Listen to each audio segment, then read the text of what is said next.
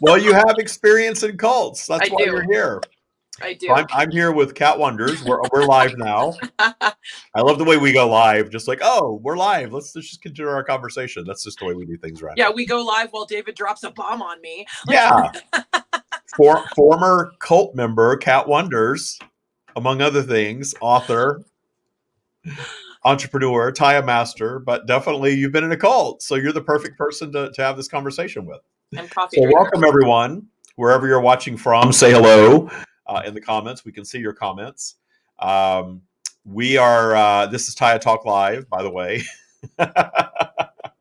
And I'm here with Qat. If you've been in our world for a while, you're well aware who Qat is. Qat is a Tya Master, which means she's a Tya Bootcamp graduate. She's a member of our Tya Mastery program now. She is the editor of my book, The Stream, Eternal Wisdom for a Better Life.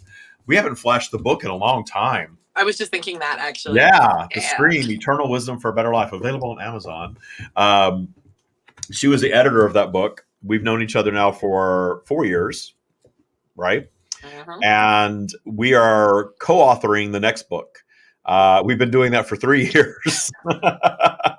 It's taken us 3 years to write the Tya Practice book. We are the book is really finished. I think we might do one more round of editing from a third party that is disconnected.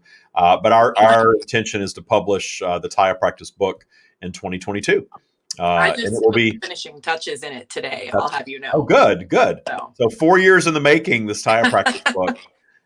We don't just turn out books here at the Stream of David. We take our time and get it right. It took us 4 years to create the Tya Practice at the level that it's created at now. And now we know that it changes lives. You practice it, it changes your life, period. Mm-hmm. And I'm excited to get the book out next year.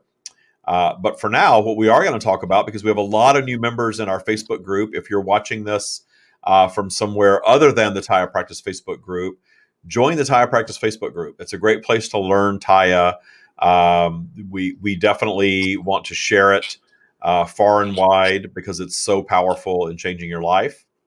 And if you're just starting your Tya journey or just starting your journey with Stream, that group is a great place to get in and start learning about it, hearing from people that practice it, hearing from people that have gone through the bootcamp program and how that's changed their lives, and being inspired by it and beginning to let it change your life today, which it can. But with all that said, every once in a while, somebody that's not a Tya practitioner, usually someone that's married to a Tya practitioner, will ask if it's a cult, because there's a lot of negative connotations around cults.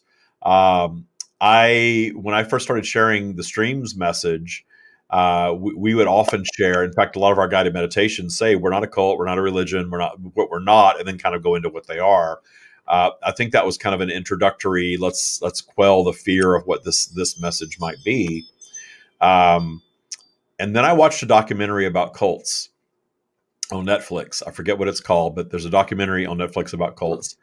And I was intrigued by it. And of course, they went into all of the famous cults where everyone killed themselves, and living in a compound, mass suicide, mass murder, all of this stuff, all of the really creepy things around a cult. And because of that, the word cult has taken on this negative connotation, with good reason in those cases. And at the end of that documentary, they put Abraham Hicks up as a cult. Whoa. These are the new cults that are coming out, the Abraham Hicks cult. And Abraham is something that was very inspiring to me, as all of you know, as a channel. Esther Hicks channeling Abraham made channeling palatable for me. It wasn't weird. It was something that I allowed in my life, and allowed to step out in a public way and share the Stream's message. It has never felt like a cult to me, not even for a second. And I'm aware there are people that follow it like it's a cult, that give it a lot of power, and I don't think there's anything wrong with that. Mm-hmm. But it's not a cult. But yet this documentary described it as such. So I thought that was kind of interesting. So let's talk about Tya. Some of you are new. A lot of you are new. We have 700 new group members in the last couple of months. Yeah. So if you're wondering, what have I got myself into here? Is this some kind of a weird cult? Is this boot camp a compound that I'm supposed to go live on? No, it's not. It is. We are all virtual. Not yet. We haven't built a compound yet. And if we do, no one will ever be required to stay. No one will ever be required to lock themselves in. No one will ever be required to cut off ties with other people and things like that. I promise that. But I do want to read the definition of a cult, because when I decided to have this video, I went and let me put my glasses on. I just want you to know I'll be there at the compound. I'll be at the compound? Yep. Okay. Well, we will not be serving Kool-Aid at the compound. I promise you that. So a cult, a system of religious veneration and devotion directed toward a particular figure or object. That's one definition. A relatively small group of people having religious beliefs or practices regarded by others as strange or sinister. Well, definitely people think channeling is strange.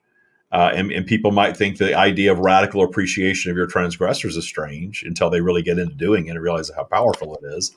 So in that regard, maybe there's some elements of this that could be seen by somebody else as a cult. A religion regarded as unorthodox or spurious. I don't think we're spurious. Do you think we're spurious? No. Okay, we're not looking to be spurious. So tell us about do you want to share your experiences with cults? Sure. Now, disclaimer, I was not technically in a cult. So I've not technically ever been a cult member. Although I was raised in strict religious fashion. And then coming over here, the United States is less strict with their religious beliefs, but coming out of, so Judaism and then the Christian church and things like that, I came across in my early travels. I started meeting this group of people. They're all over the world. I'm sorry, I'm hesitating because I was about to name them and I realized we don't want to drop names. Share your experience.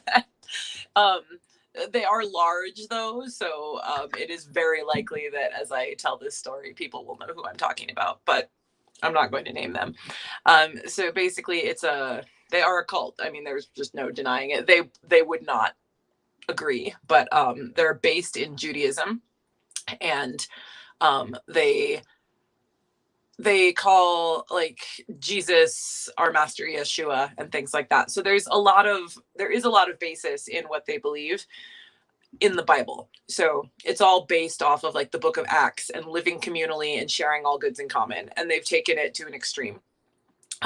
There's, I believe, hundreds of thousands of them in this group now, all over the world. So they have different houses all over the world and things like that. So in my travels, I used to be quite the vagabond. I traveled with the circus and train hopped and things like that. I kept coming across these people in my travels because they are known for taking in transients. And the transients come in, the homeless people with nothing, and they give their life over to Yeshua and things like that. So it's a very interesting group of people, and I came across them in multiple countries, multiple states. I stayed with them in their houses and lived with them for months, actually. To this day, I have a lot of love for these people. I do. I love them. And my daughter grew up around them as well, to the point where she grew so attached to these people that there is a branch of their community nearby where I live now. And she goes and stays with them on the weekends sometimes. And she's friends with all the children. She's been around these people since, I met them when I was pregnant. So she has been around these people since she was born. She does not believe what they believe, and neither do I. So that is obviously the reason we will not be joining the actual cult. But there is a process of like, you join, you get baptized into it, you give up all your money, you give up all your possessions. You have to dress like them, you wear the same types of glasses, you wear your hair like them. It's a certain haircut. The women aren't allowed to shave. They wear a certain type of bra. The clothing on the women keeps you from being able to see the curves of their body. They don't use birth control, so they just have lots of children. And there's a courting process. When you meet someone, you go into a waiting period, and you're allowed to talk to each other, but you can't be alone. And then you're betrothed, and you're betrothed for a certain amount of weeks until they have this big traditional wedding. All of it's based off of a particular translation they read from the Bible. That is the cult that I have been around. But not officially a member of.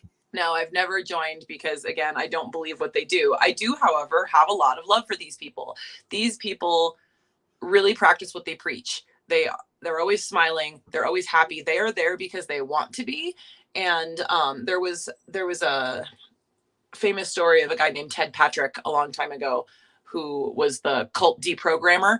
And so it was during the time of like the Heaven's Gate cult and all these things where people were dying. But Ted Patrick would go into cults and kidnap people out of them because their families would pay him to go get their family members.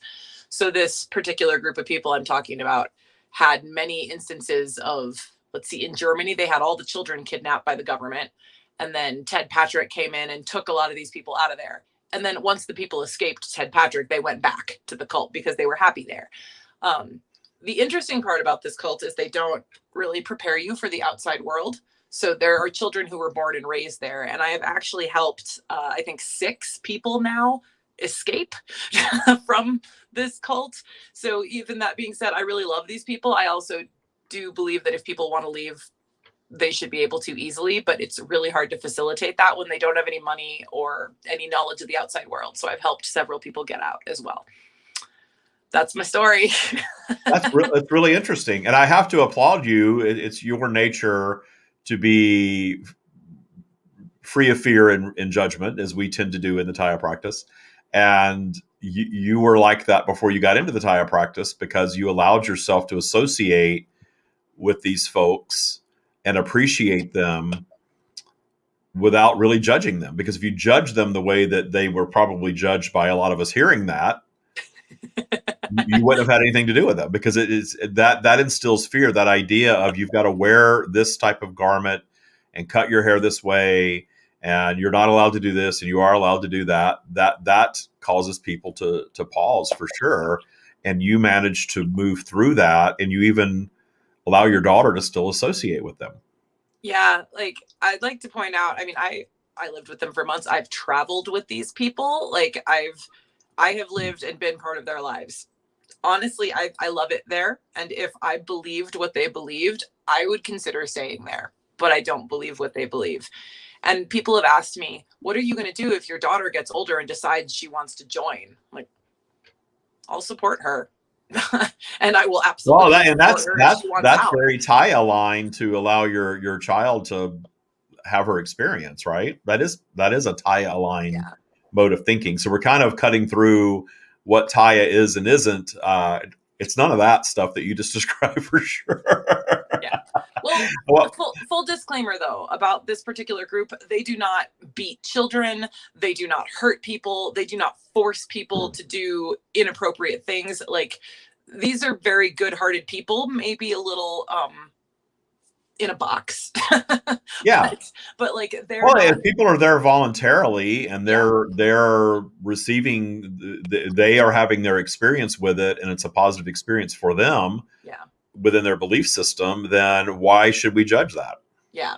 Like I believe that most of them are there because they want to be. Not all of them. Some of them are like, and they just don't know what else to do. But yeah, I fully support anyone who wants to stay there, and I fully support anyone who wants to leave that community. So you made some really good points with all of that, and it was really interesting share. So applying that to Tya, I have to say that we don't have any rules. We're not a religion. Tya is a mindset practice. Yes. Tya is a mindset practice that people get into and give a lot of reverence to, with good reason, because it changes their lives. It improves their lives. So however anyone wants to describe their Tya experience, even if it's something that they relate to a following or religious, that's fine. I have no judgment around that whatsoever. Our intention, I'm the creator of the Tya practice. The Tya practice is the practical application of the teachings of the stream. The stream is source consciousness channeled through me. We all have source consciousness as part of our consciousness. I have the ability to channel it. So this information comes through, and I, as a fallible human operating in vibrational flow, just like every other human being, am working to apply their teachings in my 3D reality every day, and have been for 53 years now with varying degrees of success, for sure. And when I started sharing it, other people really found the message appealing. And we created Tya just really within the last few years. It's not some ancient, the idea of ancient wisdom. It's eternal wisdom, for sure. But it's a new practice that was developed from the teachings of the stream, which are void of rules, void of you having to associate or disassociate with anyone. The thing about Tya is you operate your life exactly the way you choose to operate your life. You're discerning your preferences. So there's no rules around birth control. There's no rules around what you wear, obviously. I think this is the most covered cat has ever been on a video with me, probably. It's my French Bulldog shirt. I wore it in honor of Lola. Oh, wow. It is Lola. Oh, wow. That's so cool. I didn't even notice that. I've got these new glasses. They're progressive. And they're not very progressive for me because my computer is blurred. I have to do like this to see the computer, so I don't know how well these are going to go over. But anyway, you're getting old. I'm getting old. I'm getting old. This is my first pair. I've had reading glasses for years, but this is my first pair of supposed to be full-time glasses. So the idea of a cult and the idea of having it's a unique set of beliefs. I was just talking to someone. I had a mastery session with someone in our mastery program just before this. And they were sharing with me that they are visiting with old friends, and the old friends are all noticing how happy she is, how well her life is going, how amazing everything is for her. And she starts telling them about what she's doing, and the wall goes up. That happens for us in the Tya practice. But that doesn't mean that we have to disassociate with anyone, certainly. But there are people who don't understand this. They see us, they see how we live, they see how joyful we are, and we're living in abundance, not perfection, but abundance, and how we're dealing with our spin outs. That's the thing a lot of people don't get, because you discover a set of teachings, especially the law of attraction spiritual brand of teachings, and there's this idea that once I learn this stuff, that life's just going to be perfect. I'm never going to have a problem again. I'm going to manifest every single thing that I want. Well, that's not true. Nobody is living that way. Even Mark Zuckerberg has problems, right? We saw that this week. So, I just oh wait, we're on Facebook right now. I'm not supposed to say that. That's right.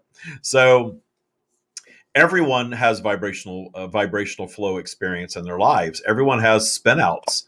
You get into Tya, you don't perfect your life. Your life does get a lot better, but you don't perfect your life. That's not about living a perfect life experience.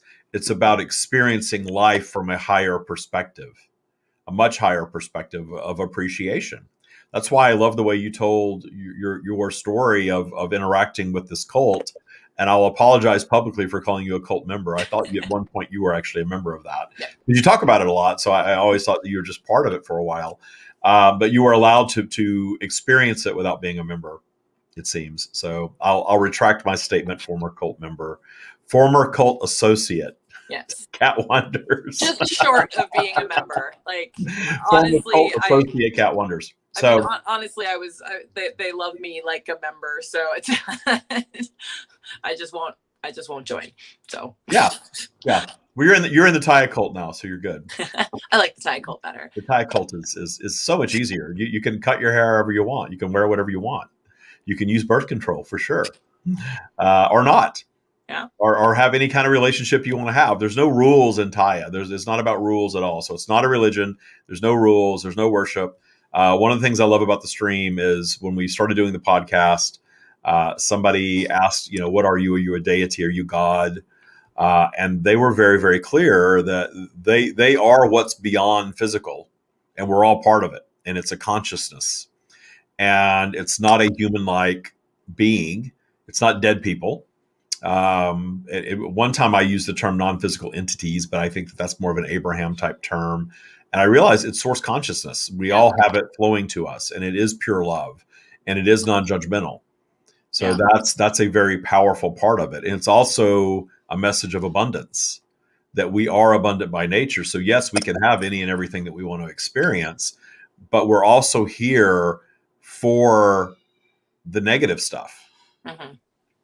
We're here to experience challenges, because those challenges inspire us toward new creation. So that's a big part of this message, that this isn't about living in perfection. This is about operating your life from source perspective and bringing source perspective into your life more and more and more, which is deep appreciation of all that is, including the cult that you're hanging out with. Right? Yep. I do love them. So yeah. So with all that said, I want to talk about something else that Tya is and is not, and something that we've dipped into recently is I've brought in marketing that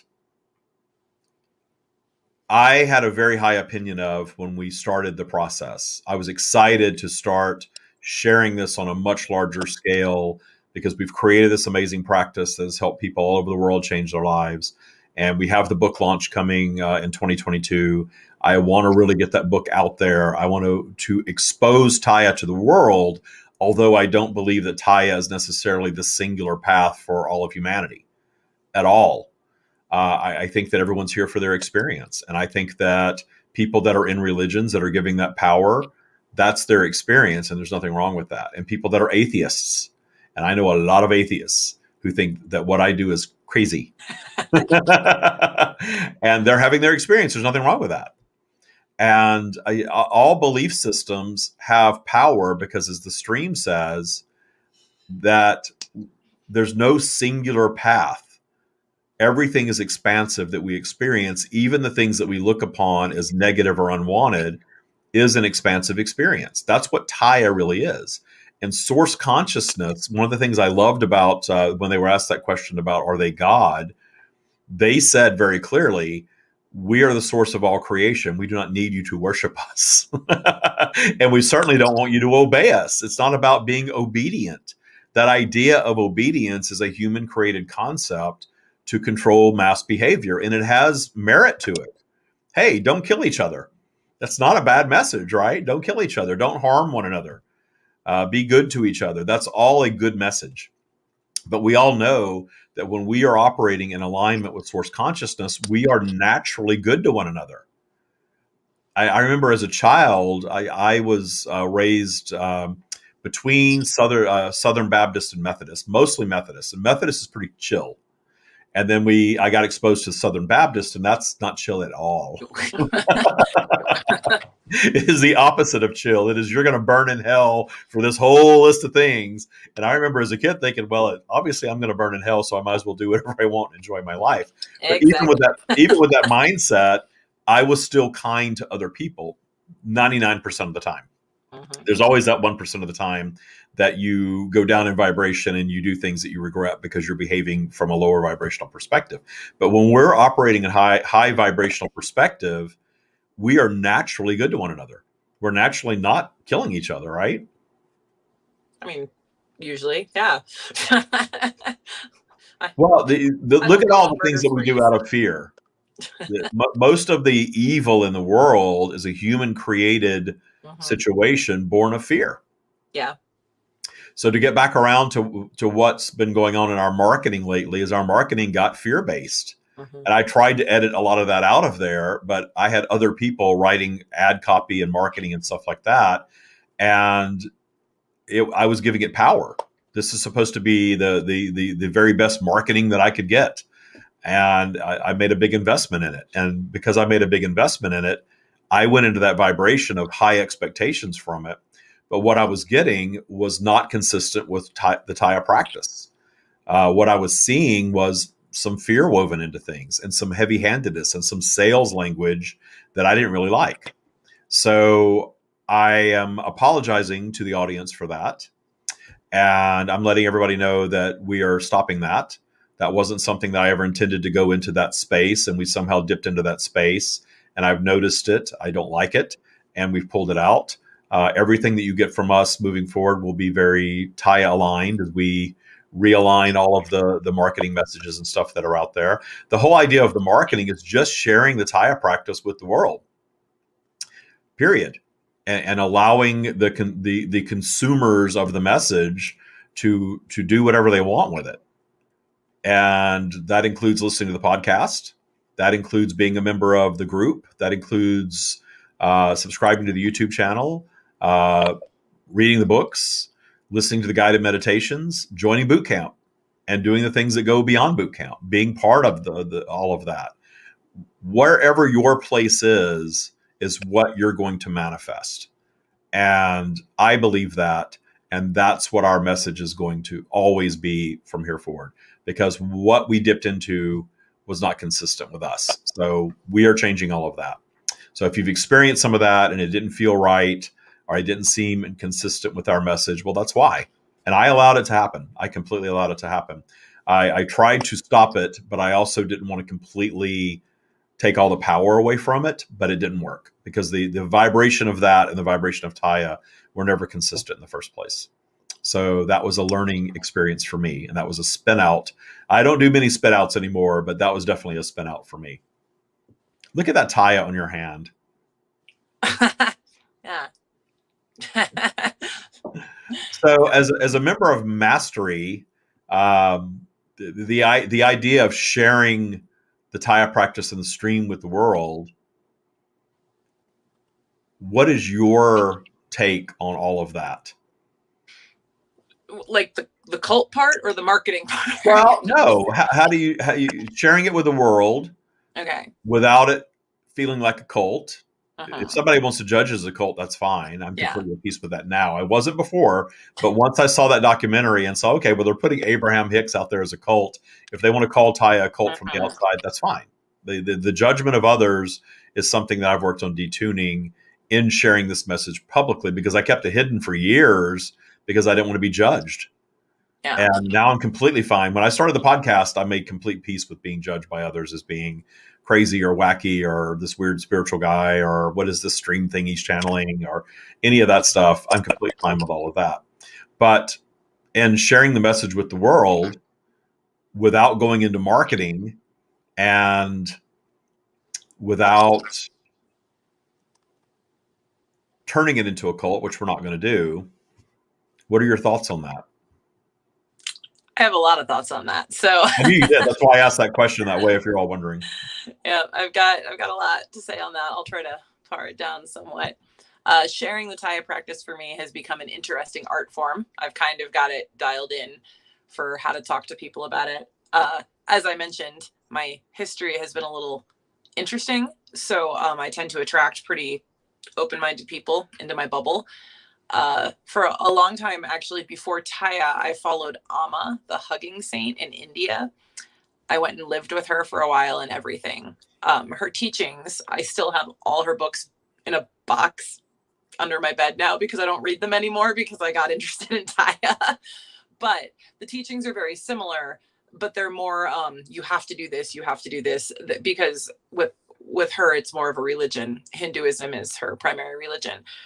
So I don't actually really follow her anymore, although she's doing wonderful things, just like many religions are.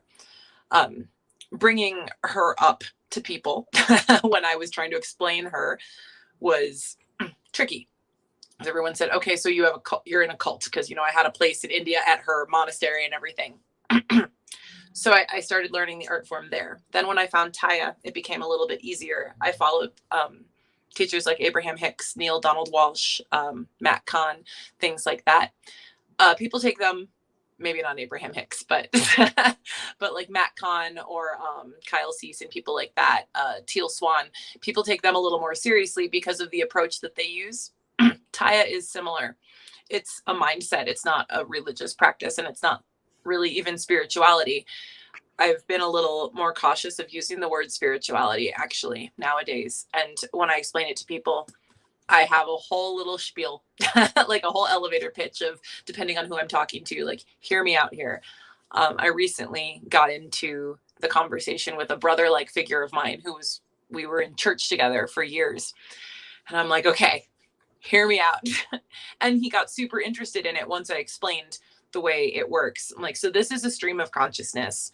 We all have it. We're all connected. Like, I know you feel it too. Some people might call it God. I personally don't call it that. Some people might call it entities. Okay. But the point is, we're all connected to it in some way. So in all my books I've been writing lately, they're all based on the Tya practice. And I've got, like 5 that came out recently, with a whole intro to the Tya practice at the beginning, explaining that this is a source consciousness and this isn't a religion or cult. But sometimes you just have to read your audience. And if I know that they're going to be like, I just don't even bother. But I have definitely had people I've brought it up to, their first thing out of their mouth is, well, okay, that sounds like a cult.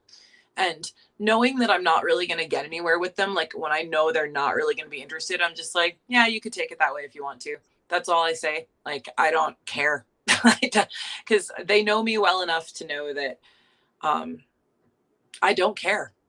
Like, I just don't care what they're going to think. So if they're interested, they'll ask more questions. So I always put like a little bit out there. Like, even my partner at the time, there's been lots of conversations about what exactly this is. I think he's still pretty confused, but he knows that it means a lot to me, and this is a really big part of my life.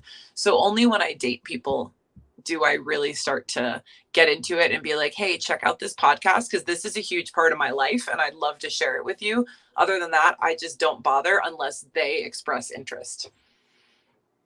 I tend to agree with that, because I meet people socially, not as much as I used to, but I meet people socially, and they ask what I do for a living, or they ask what the TYA, how do I get this on camera, the TYA on my arm is, and I tell them, and a lot of times they look at me like suddenly I have 2 heads. And I'm not necessarily interested in converting someone to following the stream or being into Tya. And a lot of people have no idea what channeling is. They think that it's that I'm a psychic or something like that. And maybe on some level I am. I don't know. I don't know all those labels. I don't really get into all that stuff. Or that I'm doing readings on people or something like that. And I don't necessarily want to get too deep into it unless they're really intrigued by it. And every once in a while, I'll meet somebody, I'll tell them what I do, and then find out that they're really into Abraham or something like that, and then we have a really cool conversation, and it's great. But most people aren't ready to get into that idea of you create your own reality, that we move through vibrational flow and we attract everything into our lives. A lot of people don't want to claim ownership of the negative aspects of their lives. That's a really hard pill to swallow, because we're taught in our society that we're victims. It's not your fault. It's never your fault. And it seems like as more people are awakening, and I don't use that term very much anymore either. I've kind of moved away from using spirituality and awakening and all that stuff. I don't mind those terms. I don't think it necessarily fits with Tya. But coming to the realization that we create our own reality, coming to the realization that we are eternal beings and that we're all a collective consciousness. So maybe we have our own label for that, whatever that means. If that's awakening, that's great. More people than ever, it seems, are moving into that knowledge, and they're opening up to it and they're exploring it. And it used to be called New Age. I like to call Tya Next Age. In fact, that's the publishing brand is going to be Next Age, right? So as more and more people move into that higher vibration of consciousness, it seems like the rest of society is going the opposite direction and becoming more polarized, believing that I'm going to get over in this side and my side is the right side and everything else is wrong. And even people that are moving away from religion are just finding another brand of that and becoming more polarized. That's their experience. The stream has said there's nothing wrong with that. That's the experience they're choosing to have. That's how they're operating this life experience that they're in. And they will receive expansion in doing that. So we're not about judging them for doing that. It's just about recognizing that society, all of society is not on the path of accepting ownership of all of their life creation from birth. And we're about that in the Tya practice and with the stream's teachings. But it's not about fault. It's never about fault or blame or judgment or any of that stuff. It's understanding how we move through vibrational flow and how we can attract unwanted things even when we're really young. And how our parents are always transgressors. That doesn't mean that they're awful people, but our parents are our original teachers. So there's an element of our parents that for most of us are transgressors that we carry into adulthood. And something else we've been talking about recently, though, is we have to accept the fact that we are also transgressors for our parents. I shared the story on here. I won't share it again, but I just went to visit my 81-year-old father. And I accept that it might be the last time I ever see him because he's not in good health. And I really came away with he's not a transgressor for me anymore because he's detuned. And he did plenty of transgressor shit while I was there. And it didn't trigger me, so he's fully detuned. But I am a transgressor for him. Absolutely, I'm a transgressor for him. And I'm a transgressor for other people as well. We all are.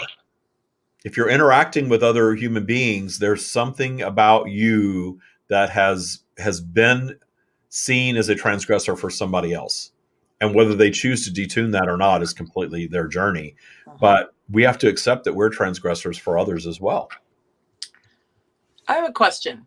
What do you say when people ask about your tattoo? Because my tattoo has caused some interesting conversations with strangers. My new elevator pitch is it's a mindset practice that I created that I teach people all over the world. Cool. That's nice and simple. I get people a lot. What's the TYA on your hand? Like it stands. Well, it kind of looks like Greek, and I think people think it's a fraternity or something. Huh. Interesting. Yeah, I know everybody always, it's like TYA, what does it stand for? And I say it stands for Trust Your Abundance. It's a mindset practice that basically involves living your life without fear and judgment. And that's been my elevator pitch. And it has triggered some cool conversations. I can't say anyone's been like, I'm going to go check out the podcast, but I feel like it's definitely created some talking points that kind of gave people a little like nudge of, whoa. And especially because usually when this happens, like I work at a skydiving drop zone. So like people are getting ready to go do this life-changing experience. And here they are talking to me about it. And then they come back all high on adrenaline and they want to talk about it more. It's kind of cool. Like I feel like it's really made some positive changes in people's lives. I think you've really I'm going to add that to my elevator pitch. The DT, it is I say that in the groups, but I don't say that as a first thing. But maybe you're right. Maybe I should add that as a first thing because that will trigger more of a discussion if I'm in the mood to have the discussion. Yeah. They're short usually, but they always come back after their skydive like, yeah, I'm trusting my abundance.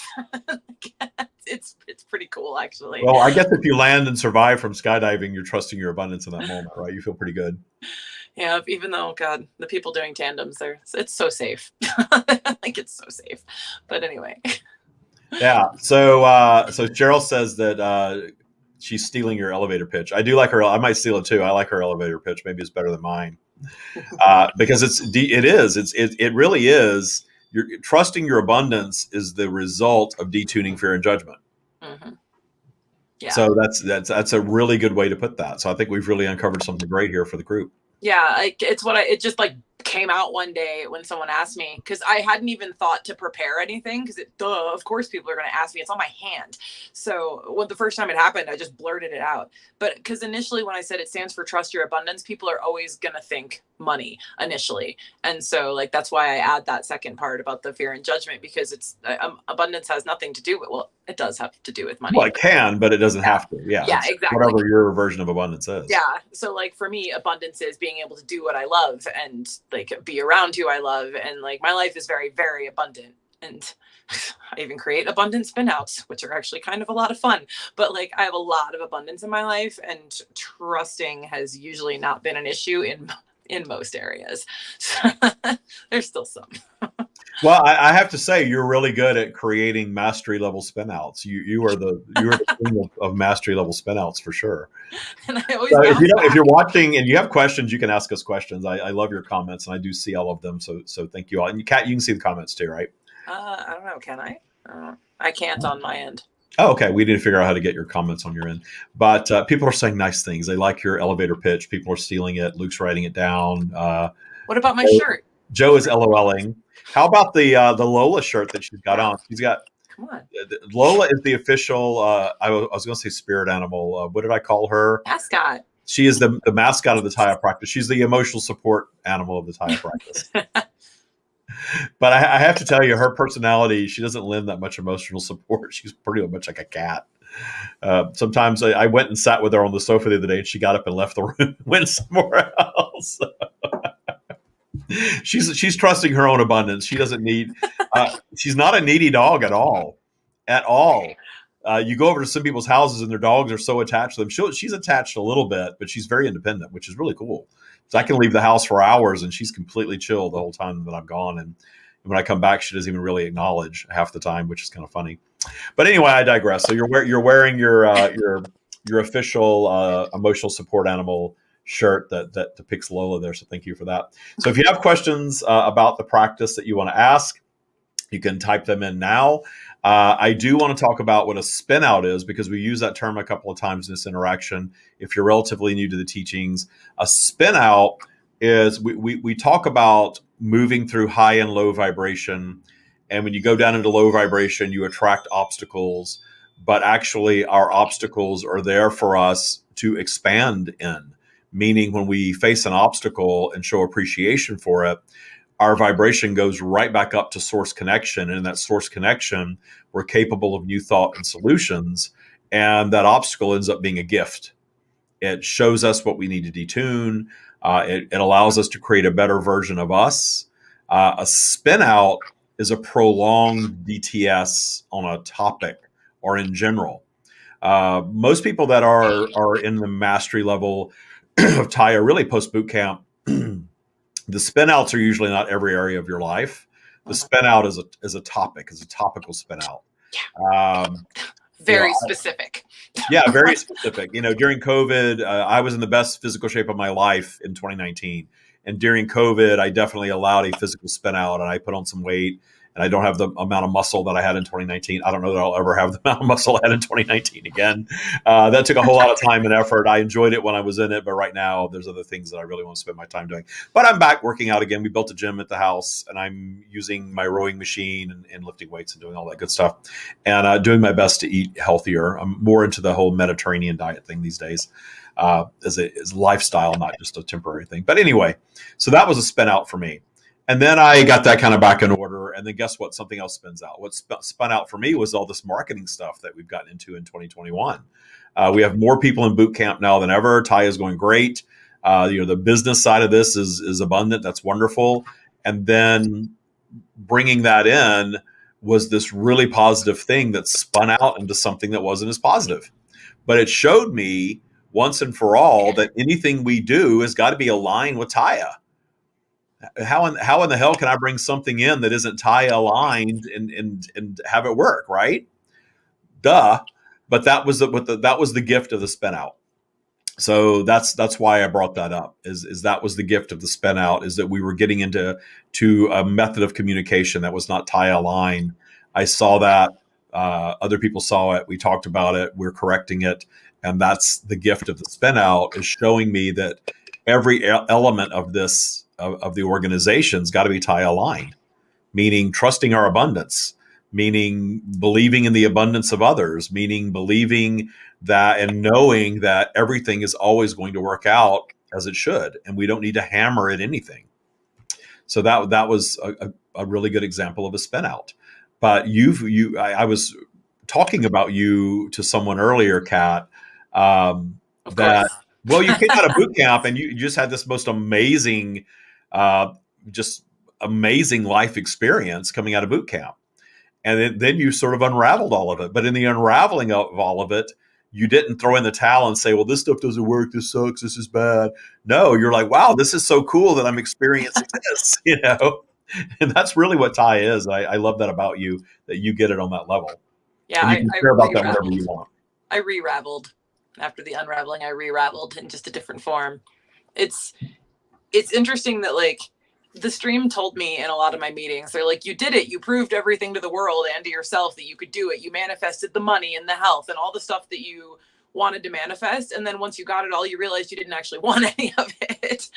And so then I kind of started over. It's been, dude, it's been a ride. It's been fun. Like, God knows where I'm going to be in a year. Like, I have no idea. Well, I think you like your life to be an adventure, obviously. There was a little period of time not long ago where I was talking about buying an alpaca ranch in Texas. And there was something really appealing in that moment about that. Now I'm like, what the hell vibration was I in? I don't want to raise alpacas. I can barely handle raising a French bulldog, right? So this alpaca ranch thing, and of course we're in a meeting and I'm talking about it. And I used to raise alpacas. Then I bought a loom and learned how to make. I'm like, of course you did. Of course you did. Of course you had that experience in life already, and you're not even 40 years old yet. a lot of life experience because you like adventure. Yeah. And I think running a super successful business and being a parent and living in your house and doing all of that stuff that you had manifested, which to the 3D world is, oh my God, she's got it all going on. She's in great shape. She's in the best health of her life. She's got this successful business and she's got her kid and she's just so amazing. And you're kind of like, okay, I have all this now and this is boring. Yeah, no, literally. I'm like, what am I doing? And so then I started honestly creating other adventures and stuff. And I like adventure and I like to travel. I like to have new experiences and I like adrenaline.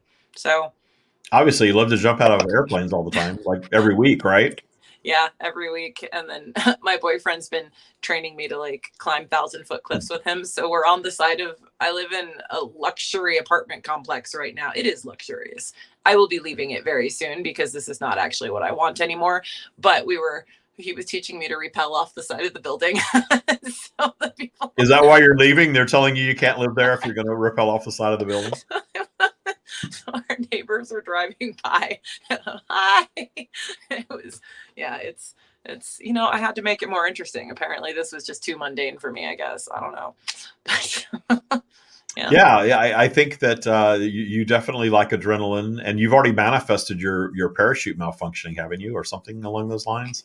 I've had a couple malfunctions are common in skydiving when you they are like, it's just that's why you have a reserve. So I mean, I've had a couple.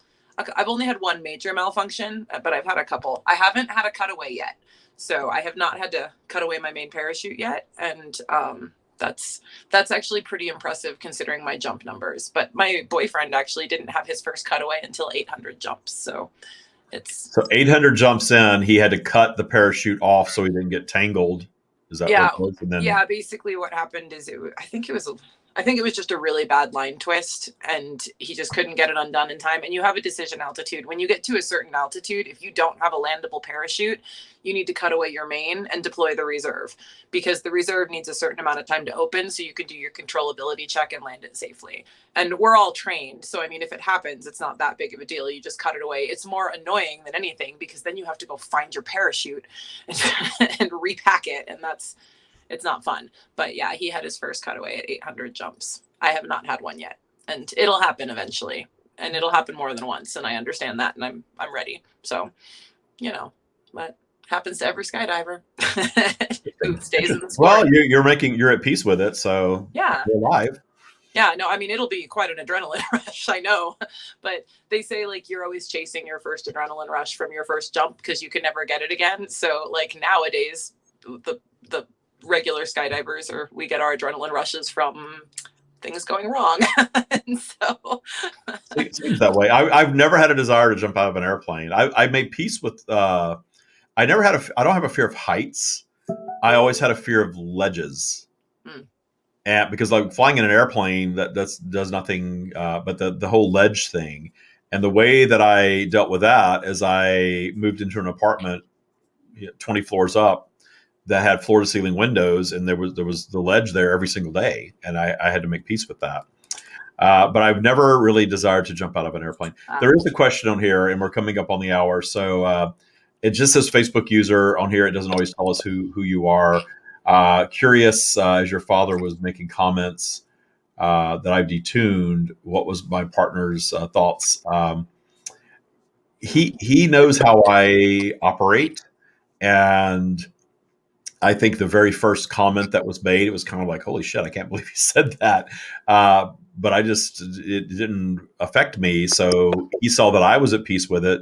So therefore he was at peace with it. He's not concerned about my father being the way that he is. He's also a psychologist, so I think he kind of understands where all that stuff is coming from. But it wasn't he wasn't judgmental about that. It's just kind of like, well, that's who your father is, and you've detuned it. So I think if I were struggling with it, it might be a problem for him. But since I'm not struggling with it or didn't struggle with it, it was no big deal. Nice. Yeah. Any other questions that we have? Let me see real quick.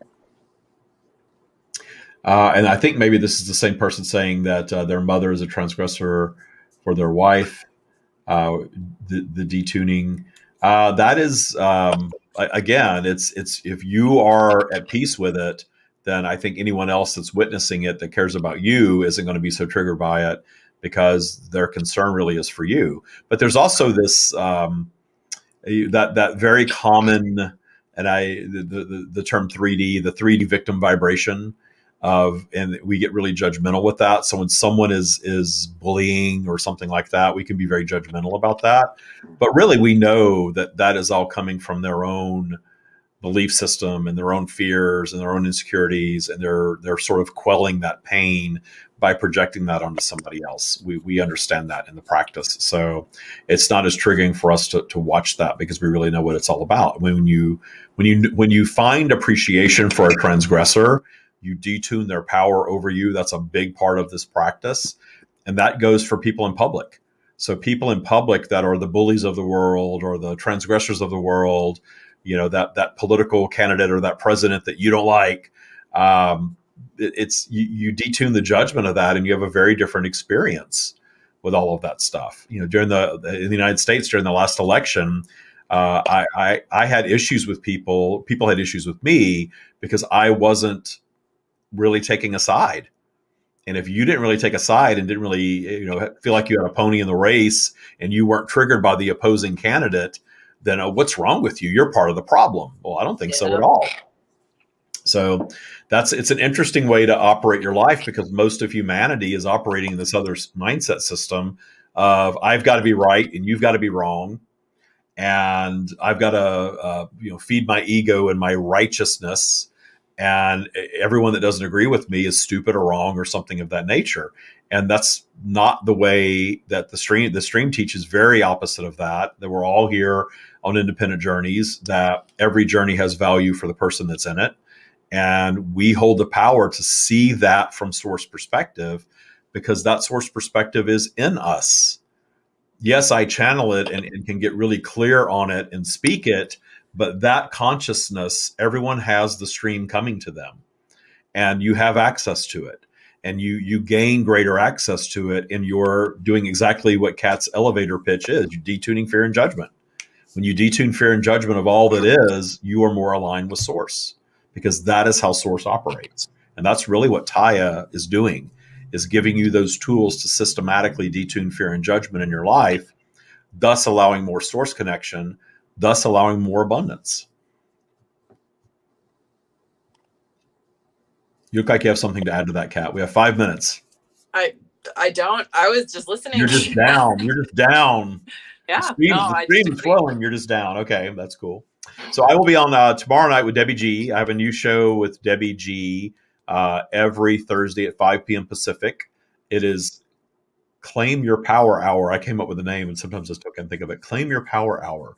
Not the Hour of Power, because that is a religious show, or it used to be. It is the Claim Your Hour, Claim Your Power Hour, and I will be channeling a lot on that Thursday show. So if you want more stream, Thursdays at 5 p.m. Pacific is the time to come get more live stream.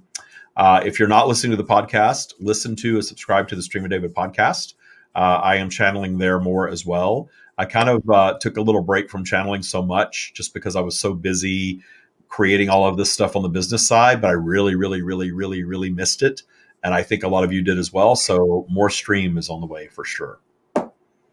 And then we have the Tya practice to take all those teachings that they give us and actually apply it in our lives. And that's what this group and this Tya Talk is all about.